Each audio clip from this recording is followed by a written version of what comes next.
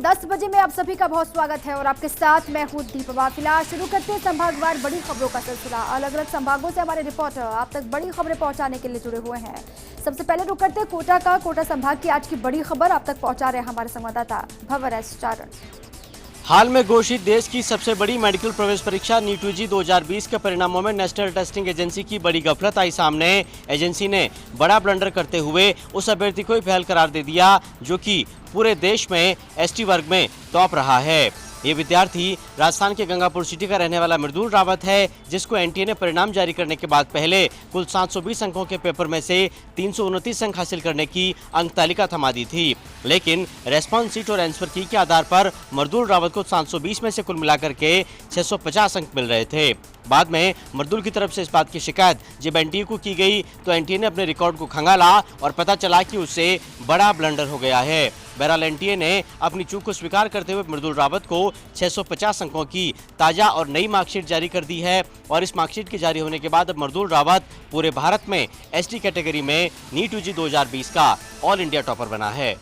आपको बता दें कि नीट यूजी 2020 का आयोजन कोरोना काल में ही सितंबर के दूसरे हफ्ते में नेशनल टेस्टिंग एजेंसी की तरफ से कराया गया था। इसमें कुल मिलाकर के देश भर के 16 लाख के करीब मेडिकल छात्र रजिस्टर्ड हुए थे और बाद में 14.5 लाख के करीब छात्र परीक्षा में बैठे थे। लेकिन जिस दिन परिणाम जारी हुआ था उस दिन भी साइट क्रैश होने के चलते अभ्यर्थियों और अभिभावकों को बहुत परेशान होना पड़ा और अब जिस तरह से परिणामों में बड़े ब्लंडर सामने आ रहे हैं उससे नेशनल टेस्टिंग एजेंसी की पारदर्शिता और प्रतिष्ठा दोनों को बड़ा धक्का लगा है। कोटा के बाद चलिए आगे बढ़ते हैं। रुक करते हैं जयपुर का। जयपुर संभाग की आज की बड़ी खबर आप तक पहुंचा रहे हैं हमारे संवाददाता दीपक शर्मा। नगर निगम चुनाव के लिए नामांकन पूरे हो चुके हैं। आज नामांकन का आखिरी दिन रहा। अब कल नामांकनों की जांच होगी। वहीं 22 अक्टूबर तक नामांकन वापसी होगी। इसके बाद 23 अक्टूबर को चुनाव चिन्हों का आवंटन होगा। वहीं 29 अक्टूबर को पहले चरण और 1 नवंबर को दूसरे चरण का मतदान होगा। वहीं 3 नवंबर को रिजल्ट आएंगे। इसके बाद 4 नवंबर को महापौर के लिए लोक सूचना जारी होगी। वहीं 10 नवंबर को मेयर के लिए वोटिंग और काउंटिंग होगी। तो वहीं 11 नवंबर को उप महापौर का चुनाव होगा। नामांकन पूरे होने के बाद बीजेपी और कांग्रेस के नेताओं ने अपनी अपनी पार्टियों के बोर्ड बनने का दावा किया है। साथ ही एक दूसरे की पार्टियों में अंदरूनी कलह होने की भी बात कही है। जयपुर के बाद आगे बढ़ते हैं। आपको ले चलते हैं जोधपुर। जोधपुर संभाग की आज की बड़ी खबर आप तक पहुंचा रहे हैं हमारे संवाददाता शिव प्रकाश पुरोहित। जोधपुर नगर निगम चुनाव के लिए आज नामांकन प्रक्रिया हुई पूरी। अंतिम दिन कुल 845 प्रत्याशियों ने भरे नामांकन। वहीं 22 अक्टूबर तक की जाएगी नाम वापसी। जोधपुर नगर निगम उत्तर और जोधपुर नगर निगम दक्षिण के लिए चुनाव प्रक्रिया शुरू हो चुकी है और आज नामांकन प्रक्रिया पूरी हुई। नामांकन भरने के अंतिम दिन भाजपा और कांग्रेस के सभी 160 प्रत्याशियों ने अपने नामांकन दाखिल किए। तो वहीं दोनों ही पार्टियों के कई बागियों ने भी निर्दलीय और अन्य पार्टियों के उम्मीदवारों के रूप में अपने नामांकन दाखिल किए हैं। जोधपुर नगर निगम उत्तर के लिए जिला कलेक्ट्रेट कार्यालय में नामांकन भरने की व्यवस्था की गई। तो वहीं जोधपुर नगर निगम दक्षिण के लिए नगर निगम दक्षिण कार्यालय में नामांकन भरने की व्यवस्था की गई। कुल मिलाकर अगर बात की जाए तो अब जोधपुर में कुल 845 प्रत्याशी है वो मैदान में है। नामांकन प्रक्रिया पूरी होने के बाद दोनों ही पार्टियों के दिग्गज नेता और प्रत्याशी बागियों को मनाने में जुट गए हैं। आज शाम से ही सभी उम्मीदवार बागियों को मनाने के लिए जुट गए। कई बागी प्रत्याशियों के यहाँ बड़े बड़े नेताओं के फोन पहुंचे तो वहीं कई लोग उनके घर तक पहुंचकर उन्होंने मनाने का प्रयास किया। 2 दिन तक अब यह समझाइश का दौर चलेगा। वहीं 22 अक्टूबर को नाम वापसी के बाद पूरी तस्वीर साफ होगी। देखना होगा कि भाजपा ने जिस तरह से टिकट वितरण में बढ़त बनाई थी, क्या वह बढ़त पूरे चुनाव में कामयाब रख पाएगी या कांग्रेस ने जिस रणनीति के साथ कांग्रेस के प्रत्याशियों की अधिकृत सूची जारी नहीं की गई वह उसकी रणनीति कितनी सफल होती है। चलिए जोधपुर के बाद आगे बढ़ते हैं। आपको ले चलते हैं अजमेर। अजमेर संभाग की आज की बड़ी खबर आप तक पहुंचा रहे हैं हमारे संवाददाता कौशल जैन। किशनगढ़ के भंवर सिनोदिया हत्याकांड के चश्मदीद गवाह भागचंद चोटिया का आज भारी पुलिस इंतजाम के बीच हुआ अंतिम संस्कार। जिला पुलिस अधीक्षक कुंवर राष्ट्रदीप की सूझबूझ हुई कामयाब। परिजनों ने पूरे मामले की जांच के लिए एसओजी से जांच की लगाई गुहार। किशनगढ़ के पूर्व विधायक नाथुराम सिनोदिया के पुत्र भंवर सिनोदिया हत्याकांड के चश्मदीद गवाह भागचंद चोटिया का आज भारी पुलिस इंतजाम के बीच उसके गांव में अंतिम संस्कार कर दिया गया।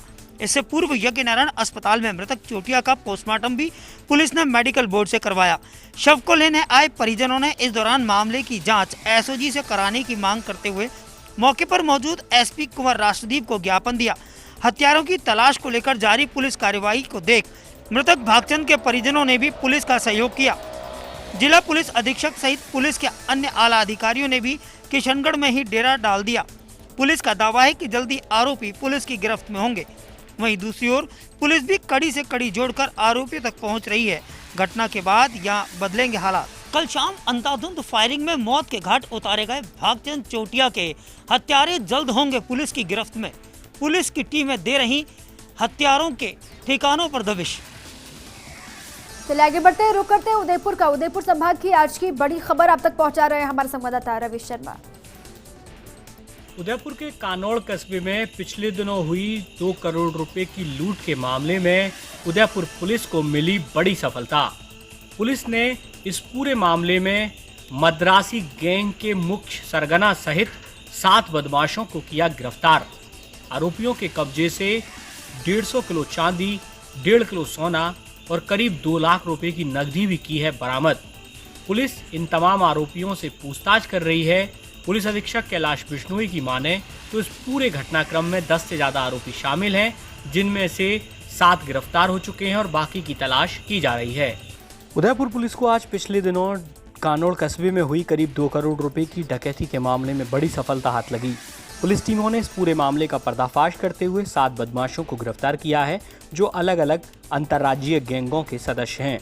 पुलिस ने आरोपियों की निशानदेही पर डकैती में गया करीब 1.5 किलो से ज़्यादा सोना, 125 किलो से ज़्यादा चांदी भी बरामद की है। साथ ही 2 लाख रुपए की नकदी भी आरोपियों के पास से बरामद की है। दरअसल कानौड़ थाना क्षेत्र में पिछले दिनों सोहन कोठारी नाम के व्यक्ति के घर पर इन बदमाशों ने डकैती डाली थी, जिसमें भारी तादाद में सोना, चांदी और नकदी ले गए थे। पुलिस द्वारा गिरफ्तार किए गए आरोपियों में से मुख्य सोहन डांगी है, जिसके इशारे पर डकैती योजना को अंजाम दिया गया। तो इसके अलावा देर शाम एसीबी उदयपुर की टीम ने उप पंजीयक प्रथम कार्यालय में दी दबिश। रजिस्ट्रियों में अतिरिक्त लेन देन की शिकायत पर एसीबी की टीम कर रही है दस्तावेजों की पड़ताल। चलिए आगे बढ़ते हैं, आपको ले चलते हैं भरतपुर संभाग की आज की बड़ी खबर आप तक पहुंचा रहे हैं हमारे संवाददाता दीपक लवाड़िया। भरतपुर जिले में कोरोना वायरस का ग्राफ बजाय कम होने के बढ़ता ही जा रहा है और हालात ये हो गए हैं कि जहां एक साथ कल 110 पॉजिटिव मामले सामने आए थे, तो वहीं आज भी एक साथ 137 पॉजिटिव मामले सामने आए हैं। भरतपुर जिले में अब तक 5309 पॉजिटिव मरीज सामने आ चुके हैं, लेकिन एक अच्छी बात ये भी है कि इनमें से 4861 पॉजिटिव मरीज स्वस्थ होकर अपने घरों को वापस लौट चुके हैं। कोरोना वायरस से आज भी एक मरीज की मौत होने की सूचना मिली है। साथ ही अब तक 89 लोगों की कोरोना वायरस से मौत हो चुकी है। भरतपुर जिले में कोरोना महामारी का प्रकोप लगातार बढ़ रहा है और आमजन को कोरोना गाइडलाइन की पालना करने की महती आवश्यकता है। कोरोना काल के शुरुआत में तो जिला प्रशासन ने गाइडलाइन की पालना कराने के लिए काफ़ी सख्त रवैया अपनाया था, लेकिन जैसे जैसे समय निकलता जा रहा है वैसे ही लोग भी कोरोना गाइडलाइन के प्रति ज़्यादा लापरवाह होते जा रहे हैं। बाजारों में कोरोना गाइडलाइन की धज्जियां उड़ते हुए साफ तौर पर नजर आती हैं। जहां एक और भीड़ भाड़ का नज़ारा दिखाई देता है, तो वहीं अधिकांश लोग बिना मास्क के ही नजर आते हैं। फर्स्ट इंडिया न्यूज भी आमजन से अपील करता है कि कोरोना वायरस का प्रकोप अभी बरकरार है, इसलिए कोरोना गाइडलाइन की आवश्यक रूप से पालना करें ताकि कोरोना महामारी से बचा जा सके। चलिए और इसी के साथ ही अपने अपने संभागों की बड़ी खबरें दर्शकों तक पहुंचाने के लिए आप सभी का